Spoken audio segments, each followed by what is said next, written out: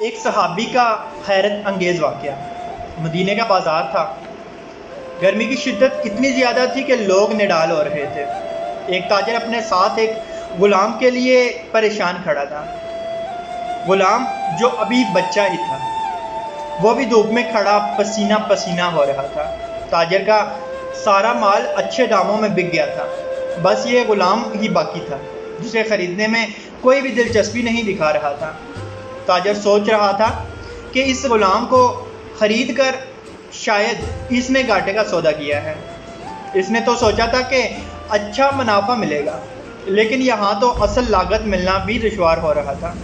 اس نے سوچ لیا تھا کہ اب اگر یہ غلام پوری قیمت پر بھی بکا تو وہ اسے فوراً بیچ دے گا۔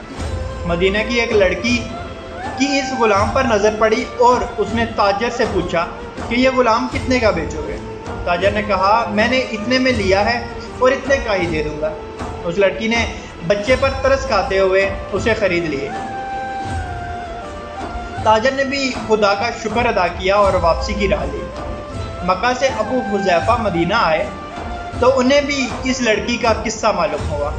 لڑکی کی رحم دلی سے متاثر ہو کر انہوں نے اس کے لیے نکاح کا پیغام بھیجا جو قبول کر لیا گیا۔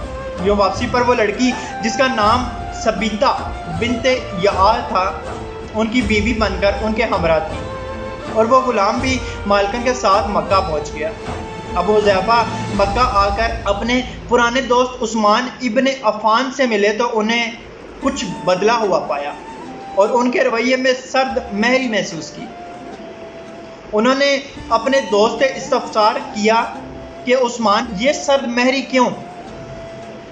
تو عثمان بن عفان نے جواب دیا کہ میں نے اسلام قبول کر لیا اور تم ابھی تک مسلمان نہیں ہوئے، تو ابھی ہماری دوستی کیسے چل سکتی ہے؟ ابو حذیفہ نے کہا تو پھر مجھے بھی محمد صلی اللہ علیہ وآلہ وسلم کے پاس لے چلو اور اس اسلام میں داخل کر دو جسے تم قبول کر چکے ہو۔ چنانچہ حضرت عثمان رضی اللہ تعالیٰ عنہ نے انہیں نبی کریم صلی اللہ علیہ وآلہ وسلم کی خدمت میں پیش کیا اور وہ کلمہ پڑھ کر دائرہ اسلام میں داخل ہو گئے۔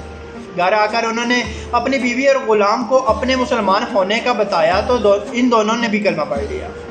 حضرت ابو حذیفہ رضی اللہ تعالیٰ عنہ نے اس غلام سے کہا کہ چونکہ تم بھی مسلمان ہو گئے ہو اس لیے میں اب تمہیں غلام نہیں رکھ سکتا، لہٰذا میری طرف سے اب تم آزاد ہو۔ غلام نے کہا آقا میرا اب اس دنیا میں آپ دونوں کے سوا کوئی بھی نہیں ہے، آپ نے مجھے آزاد کر دیا تو میں کہاں جاؤں گا؟ حضرت ابو حذیفہ رضی اللہ تعالیٰ عنہ نے اس غلام کو اپنا بیٹا بنا لیا اور اپنے پاس ہی رکھ لیا۔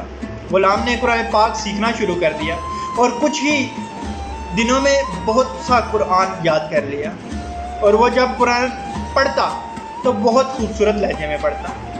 ہجرت کے وقت نبی کریم صلی اللہ علیہ وآلہ وسلم سے پہلے جن صحابہ نے مدینہ کی طرف ہجرت کی ان میں حضرت عمر رضی اللہ تعالیٰ عنہ کے ساتھ حضرت ابو حذیفہ رضی اللہ تعالیٰ اور ان کا یہ بیٹا بھی تھا۔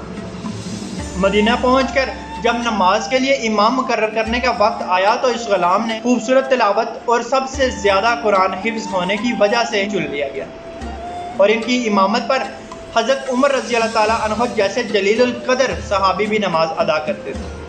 مدینہ کے یہودیوں نے جب انہیں امامت کرواتے دیکھا تو حیران ہو گئے کہ یہ وہی غلام ہے جسے کوئی خریدنے کے لیے تیار نہ تھا۔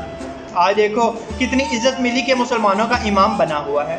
اللہ پاک نے انہیں خوش گلو اس قدر بنایا تھا کہ جب آیات قرآنی تلاوت فرماتے تو لوگوں پر ایک محو طاری ہو جاتی اور راہگیر ٹھٹک کر سننے لگتے۔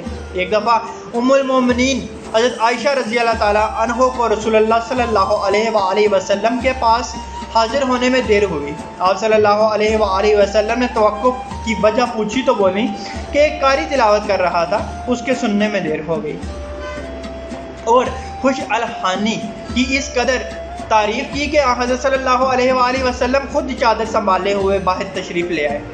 دیکھا تو وہ بیٹھے تلاوت کر رہے تھے۔ آپ صلی اللہ علیہ وآلہ وسلم نے خوش ہو کر فرمایا اللہ پاک کا شکر ہے کہ اس نے تمہارے جیسے شخص کو میری امت میں بنایا۔